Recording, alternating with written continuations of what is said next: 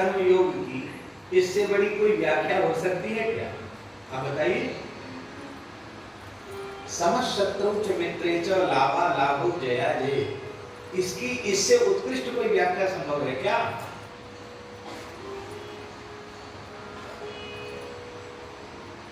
अजात शत्रु,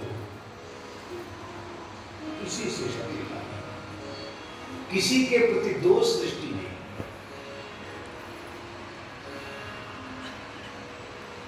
भगवान यही कह रहे हैं कि वन में वास की, तीर्थ में वास की पद्धति यही है कि हम तीर्थवास तो करें पर तीर्थ में रहने वाले किसी भी प्राणी के भीतर उद्वेग पैदा हो।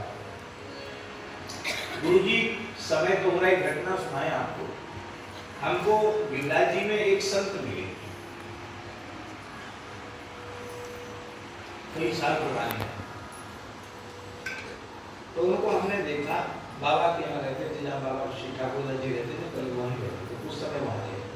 हमने देखा वहाँ लताओं की खूब सेवा करते, वृक्षों की, और गिरिराज जी की तरेटे में भी जाकर वृक्षों की सेवा करते हो। किसी को बाढ़ की जरूरत है तो बाढ़ बना देते, पानी की जरूरत है तो पानी ला के देते।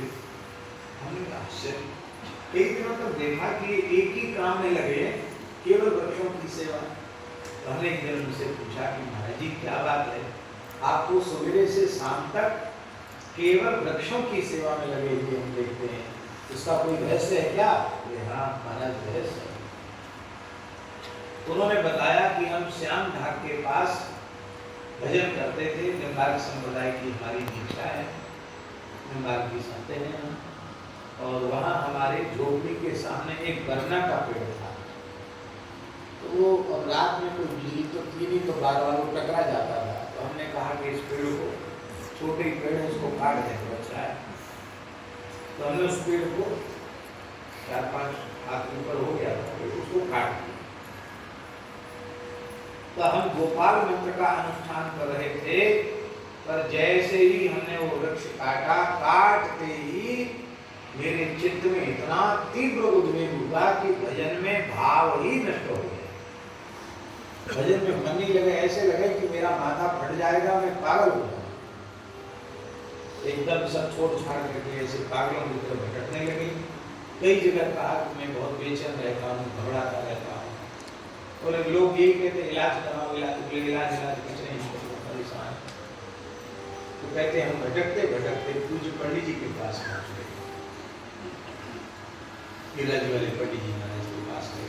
रो करके कहा बाबा ऐसी ऐसी घटना मेरे साथ हुई। पंडित जी मौन रहे। बोले आपने जो वृक्ष काट दिया भाई के कारण उद्वेग, और क्या करें, वृक्ष को काट दिया हमने, 3-4 साल का वृक्ष था, काट दिया। पंडित जी बोले कि वही झोपड़ी में चले जाओ और वृक्ष की उसी में थाला बनाकर उसमें जल छोड़ो, और वहीं बैठकर गोपाल मंत्र का जप करो, रोकर प्रार्थना करो कि हम अज्ञानी जी हैं, हमसे अपराध हुआ है, आप फिर से कृपा करके अपने स्वरूप में पधारो। और जैसे ही उसमें अंकुरण होगा तो धीरे धीरे तुम्हारी शांति हो जाएगी, और ये जितना बड़ा तुमने काटा उतना बड़ा होगी तुम ठीक हो जाओगे। तो कहते हम करने लगे, पहले मन नहीं लगा, बाद में धीरे धीरे उसमें जैसे ही अंकुरण हुआ सोई मेरे भीतर शांति शुरू हो गई, और थोड़ा बड़ा हुआ था तो मैं रोने लगा।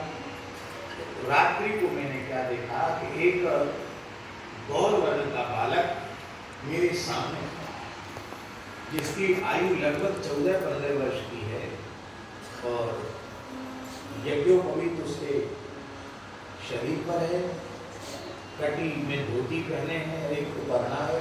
कौन है आपके पैर से? उसने कहा अरे पहले मुझे जड़ से काट दिया, अब कहते पैर से खून कैसे बह रहा है? मैं ब्राह्मण हूँ, ब्रजवास करने के लिए, भगवान का भजन करने के लिए वृक्ष में आया हूँ, और तुमने मेरा नाश किया, तुमको ब्रह्मचर्य का पाप लगा। लेकिन एक संत की कृपा से अब तुम्हारा पाप दूर हुआ, और तुम प्रेम से भजन करो। और कहा नाम जप करो और ब्रज की लता पता की सेवा। तो कहते उस आदेश से मैं केवल युगल नाम जप करता हूँ, और लता पता की सेवा। अब कैसा बोले तो बहुत शांति है महाराज जी, मैं कह नहीं सकता, मुझे